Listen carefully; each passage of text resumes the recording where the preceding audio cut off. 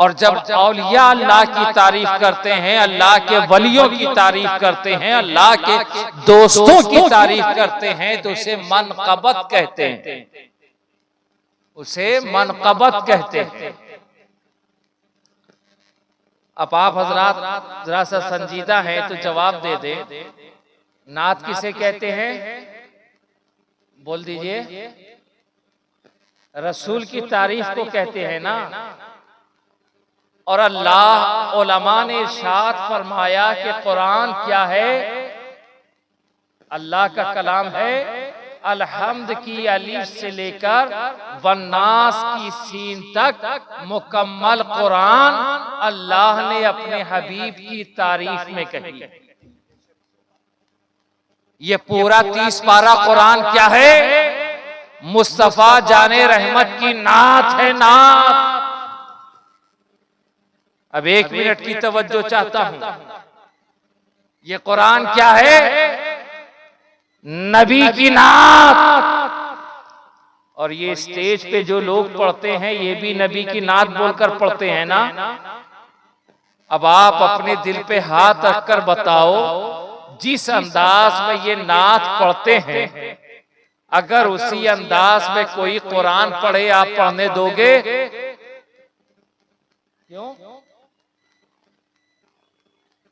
क्यों नहीं पढ़ने देंगे? ये कुरान भी नबी की नात और ये हजरात भी पढ़ते हैं नबी की नात। फर्क सिर्फ इतना है कि कुरान अरबी में है, अल्लाह ने नबी की नात पढ़ी है। हजरत हसन की सुन्नत है नबी की नात गोई। अब नबी की नात गोई मिंबरे रसूल पर खड़े होगा, जो नात को हजरात पढ़ रहे हैं, ये नात गोई हो रही है या नात का मजाक हो रहा है?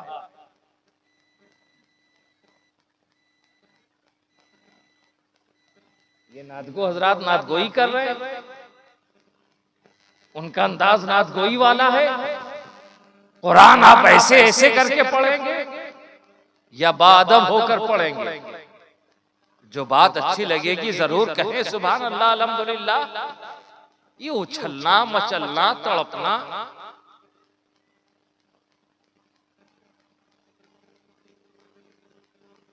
अपने आप को सुधारो। कयामत खेज है अफसाना, पुरदर्द है गम मेरा, न खुलवाओ ज़बां मेरी, न उठवाओ कलम मेरा। हज़रात आप सोच रहे होंगे कि हमने दावत देकर बुलाया, हमारी जख्म को कुरेद रहे हैं। मंजूर है इस बज़्म में इस्लाह मफासिद, नश्तर जो चुभोता है वो दुश्मन नहीं होता। अरे जिसमें जख्म हो जाए तो डॉक्टर के पास ऑपरेशन कराने जाओगे ना। जख्म वैसे ही छोड़ दिए तो क्या होगा? जख्म नासूर हो जाएगा। कुछ दिन और छोड़ दिए तो कोई जरूरी नहीं कि वो हो सकता वो हाथ, अगर जख्म हाथ में हो तो हाथ काटना पड़ जाए, और अगर और दिन छोड़ दिया तो हो सकता है जान के लाले पड़ जाए। अब अगर जान की हिफाजत चाहते हो तो उस जख्म का ऑपरेशन करवा लो। तो मंजूर है इस बस में इस्लाह मफासिद। नश्तर लगाने वाला, ऑपरेशन करने वाला दुश्मन नहीं होता। हाथ में चाकू जरूर होता है, वो काट छाट जरूर करता, मगर दुश्मन नहीं, आपका दोस्त होता, आपकी जिंदगी को बचाने वाला हो। तो यहाँ आपकी ईमान व अकीदे का अगर ऑपरेशन हो रहा है तो मैं आपकी दुश्मनी की बुनियाद पर नहीं, मैं आपका खैर खां हूं। मैं भी उसी नबी का कलमा पढ़ता हूं जिस नबी की आपको गुलामी का दावा है। मैं भी उसी खुदा वादही ला वहदहू ला शरीक की बारगाह में सर्व सुजूद होता हूं जिसकी उलूहियत का इकरार और इजहार आप किया करते हैं। हमारा रब एक है, हमारा दीन एक है, हमारी किताब एक है, मगर अफसोस कि हम एक नहीं, बिखरे पड़े हैं। तस्बीह का दाना जब तक धागे में पिरोया रहता है ना, लोग उस तस्बीह का बड़ा एहतराम करते हैं, चूमते भी हैं, पेशानी से भी लगाते हैं, महफूज जगह पर रखते हैं। और जैसे ही धागा टूटा, दाने बिखरे, फिर कोई पूछने वाला नहीं होता। दाना बिखरता जाता है, किसके पांव तले रौंदा जा रहा है, कहाँ गटर में पड़ा है, कहाँ कूड़े करकट में पड़ा है, कहाँ गंदगी में पड़ा है। लेकिन उसी को धोकर कोई समेट दे तो फिर आंखों से लगाया जा रहा, फिर चूमा जा रहा है। A unity having great strength.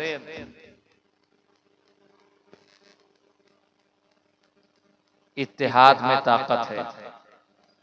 आपको तो मजा मिल नहीं रहा होगा, अगल बगल नजर उठाकर देख लीजिए।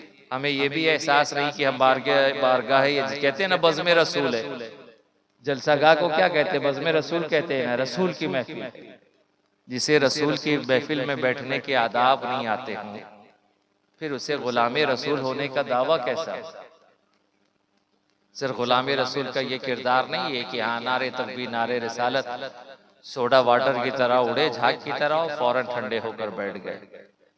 आशिक रसूल हो तो वैसा किरदार पैदा करो कि दुनिया तुम्हें देखे तो कहे कि वो देखो आशिक रसूल जा रहा है। दुनिया तुम्हें देखे तो कहे वो देखो गुलाम मुस्तफा जा रहा है। आपने गुलाम गौस, क्या गौस व ख्वाजा कॉन्फ्रेंस है ना, तो ऐसा किरदार भी तो हो। क्या गौसे पाक और गरीब नवाज का यही पैगाम है कि बस नारे तकबीर नारे रिसालत करो, नमाज का वक्त आए घरों में चले जाओ? सिर्फ गौस ख्वाजा ने लंगर पकाने का हुक्म दिया, जलसा करने का हुक्म दिया कि मेरे नाम की सिर्फ नियाज करो, नियाज करो, नियाज करो। बाकी नमाज से कोई मतलब नहीं, रोजे से कोई मतलब नहीं। कुरान को तो बरकत के लिए ताक में उठा कर रख दो। उस साल में एक मरतबा जब घर की सफाई करते हैं तब कुरान को उतारते हैं, साफ सुथरा करके फिर वहीं रख देते हैं कि हजरत बड़े महफूज जगह में है कुरान, कोई पीठ भी नहीं पड़ता। अरे कुरान बरकत के लिए नहीं, तिलावत के लिए नाज़िल किया है रब ने। बात बड़ी तवील होती जा रही है, आपके सीने पे दिल पे बोझ गुजर रहा है। मैं अर्ज कर रहा था कि हालात हमारे नबी, ये दुआ किसने की थी? जिब्राइल ने, कि हलाकत है उस शख्स के लिए जिसने नबी का नाम सुना और मुझ पे दुरूद ना पढ़ा। ऐसे शख्स के लिए हलाकत है, बर्बादी है। जिब्राइल ने दुआ की और मुस्तफा जाने रहमत ने आमीन कहा। और मेरा अकीदा है जिस दुआ पे नबी आमीन फरमा दे, खुदा उस दुआ को कभी रद्द नहीं कर सकता। अरे दुआ करने वाली जात जिब्राइल की, आमीन कहने वाली जात सैयदुल मुरसलीन की, क्या वो दुआ भला रद्द हो सकती है? जिब्राइल की दुआ है, हलाकत है उस शख्स के लिए, बर्बादी है उस शख्स के लिए कि जिसने मोहम्मद अरबी सल्लल्लाहु अलैहि वसल्लम का नाम सुना और उन पे दुरूद ना पढ़ा। मैं समझता हूँ आज ये हलाकत, ये बर्बादी, ये परेशान हाली है ना, आपको तो समझ में जहां हो रहा देखा जाएगा। हमारे गांव में तो कुछ नहीं हो रहा है, फलस्तीन के पराखे उड़ाए जा रहे हैं, हम तो यहाँ ठीक है। कोई पहलू खान का मॉब लिंचिंग हो रहा, अल्हम्दुलिल्लाह हम तो महफूज हैं। किसी मस्जिद पर उंगलियां उठाई जा रही, अल्हम्दुलिल्लाह अपने इलाके की तो मस्जिद ठीक है। और मस्जिद ना रही तो घर में पढ़ देंगे, पढ़ना ही क्या, हफ्ते में तो एक मरतबा जाना है। मस्जिद नहीं रहेगी वो भी नहीं जाएंगे। आपके औकाफ पर हमले किए जा रहे हैं, आप इत्मीनान से बैठे, आपको तो एहसास तक नहीं है कि हो क्या रहा। आप तो अपनी दुनिया में इतने मस्त हैं, अपनी जिंदगी में इतने मगन हैं कि आपको कुछ एहसास तक नहीं है। अगर एहसास होता तो फिर कुछ और बात होती। एहसास के बाद ही जख्म का दर्द का एहसास होता है। एहसास बढ़ा देता है हर दर्द की शिद्दत, एहसास बढ़ा देता है हर दर्द की शिद्दत। महसूस करोगे तो कसक और बढ़ेगी। आप तो जान ही नहीं रहे कि हाँ ये हो क्या रहा। 3 तलाक का मसला आया, वैसे ही घरों में बैठे रहे। चारों तरफ से तो कभी एनआरसी है, कभी सीए है, बेशुमार नताइज, बेशुमार हमले हैं, लेकिन ये कौम कल जैसी थी आज भी वैसे ही है। अगर आपकी जिंदगी में इन 10 सालों में कोई बदलाव आया हो तो बताओ। यहाँ दुश्मनों की जानिब से जो इतने हमले हो रहे हैं तो आपने अपने अंदर क्या तब्दीलियां की हैं? क्या अपने अंदर चेंजिंग की है? सिर्फ यही कह सकते हैं कि पहले हम उस पार्टी की तायद करते थे, अब इस पार्टी की करेंगे। पहले उसके झंडे के पीछे जाते थे, अब इसके झंडे के पीछे जाएंगे। पहले उस पार्टी में दरिया और दरी और चांदनी समेटा करते थे, अब इस पार्टी में समेटेंगे। आपने कभी अपने आप को पहचाना ही नहीं। आपने बस दरी समेटने को ही क़यादत समझ लिया।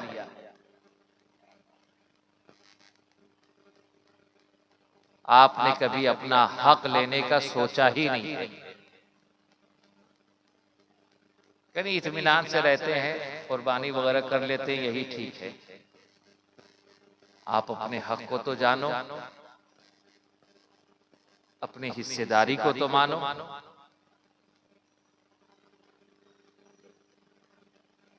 यानी आप सिर्फ परचम तलाश कर रहे हैं। लेकिन मैं बड़ी जिम्मेदारी के साथ बताता चलूं कि पूरी दुनिया में कोई परचम ऐसा नहीं जिसकी छत्र छाया में पहुंचकर आप महफूज रह सकते हैं। सिर्फ और सिर्फ एक परचम है, उस परचम का नाम परचम इस्लाम है। उस शामियाने रहमत का नाम मुहम्मदुर रसूलुल्लाह सल्लल्लाहु तआला अलैहि वसल्लम है। दुनिया में सिर्फ एक मकाम है और वो गुंबद खजरा की पनाहगाह है, जिसकी छत और छाया में पहुंचकर तुम्हारी दुनिया भी महफूज है, तुम्हारी आखिरत भी महफूज है। बाकी दुनिया में कहीं पनाह नहीं है, कहीं पनाह नहीं है।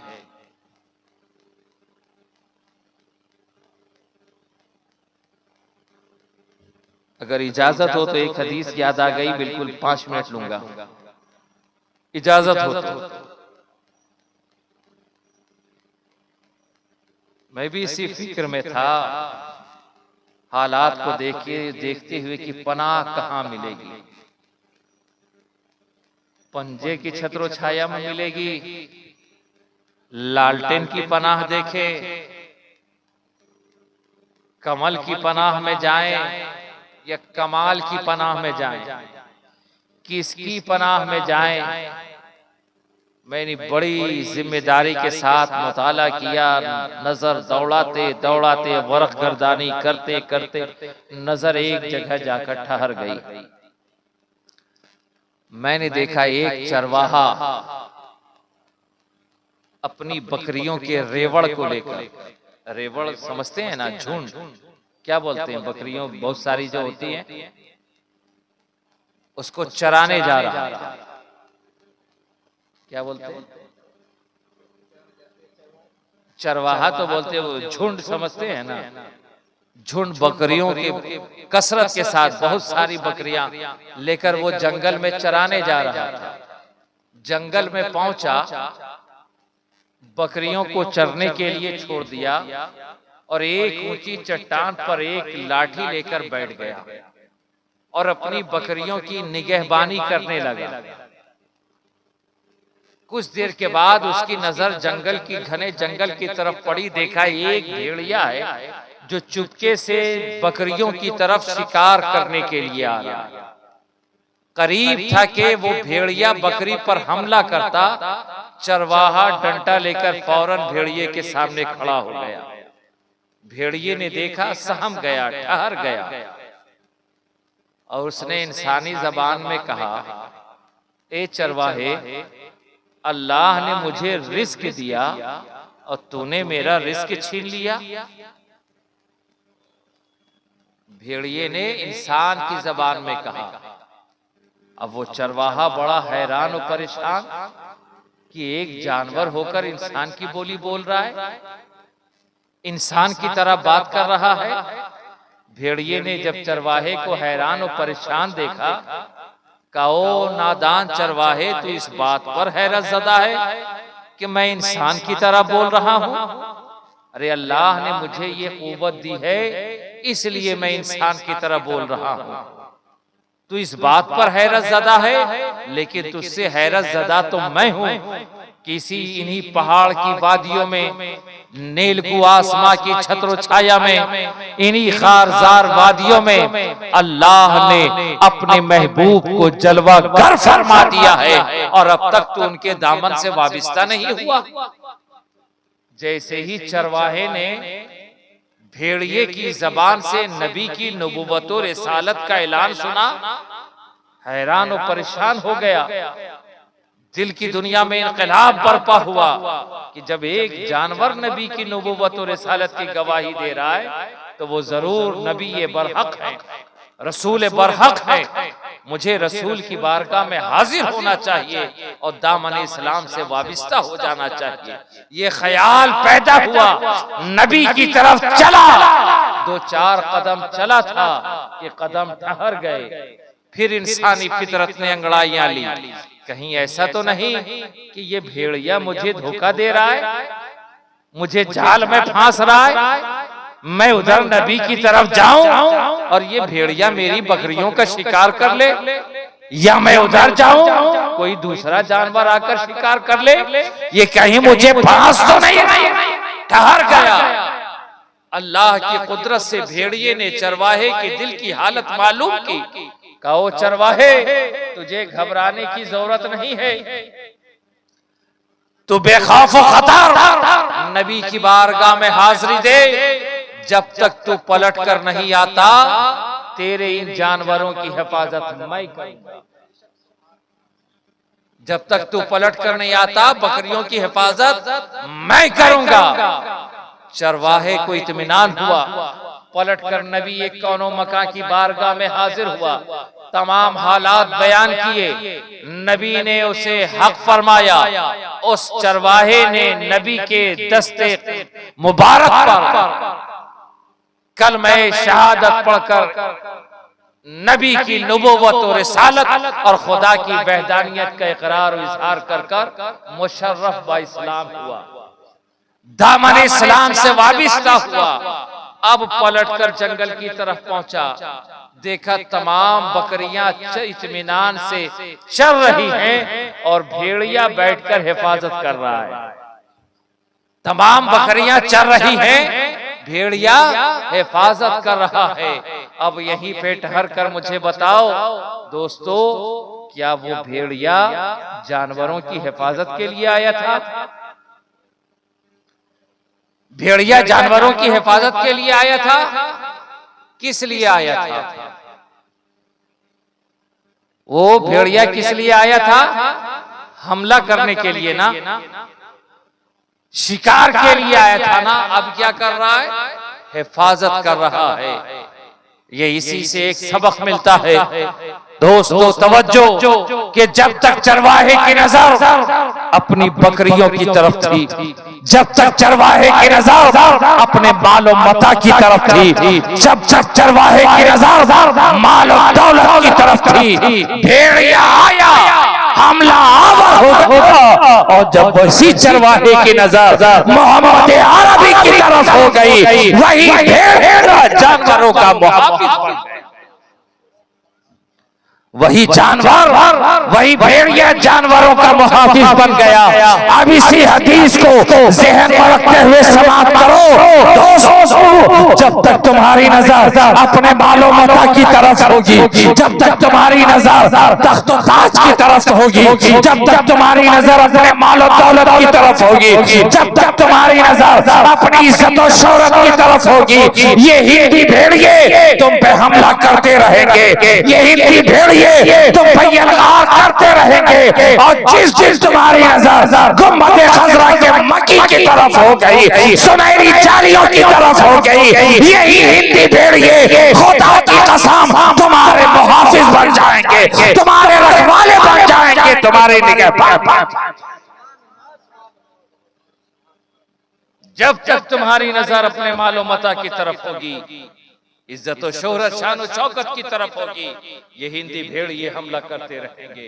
और जिस दिन तुम्हारी नजर गुंबद खजरा की मकी की तरफ हो गई, सुनहरी जालियों की तरफ हो गई, यही भेड़िए तुम्हारे मुहाफिज हो जाएंगे, तुम्हारे रखवाले हो जाएंगे। तो जरूरत इस बात की है कि तुम अपनी निगाह को गुंबद खजरा की तरफ मोड़ लो, सुनहरी जालियों की तरफ मोड़ लो। आओ पलट कर गुंबद खजरा की पनाह में आ जाओ। ए रसूल हाशमी का कलमा पढ़ने वालों, आओ नबी की जात से मोल से चिपक जाओ, नबी की रिदाए रहमत को मजबूती से थाम लो, नबी की बारगाह में हाजिर हो जाओ। तुम नबी को वसीला बनाकर खुदा की बारगाह में सर्व सुजूद हो जाओ। सारी दुनिया तुम्हारे कदमों में सजदा रेज़। तुम आओ रब की बारगाह में, अपने रब की बारगाह में आकर सजदा रेज़ हो जाओ। आज मुसलमान हर जगह झुक रहा है, सीएम के सामने, पीएम के सामने, मंत्री के सामने, संतरी के सामने, हर जगह झुका है। सबब यह है कि तुमने अपने रब की बारगाह में झुकना छोड़ दिया, रब की बारगाह में झुकना छोड़ दिया है। तुम रब की बारगाह में झुक जाओ, खुदा की कसम सारी दुनिया तुम्हारे कदमों में झुक जाएगी।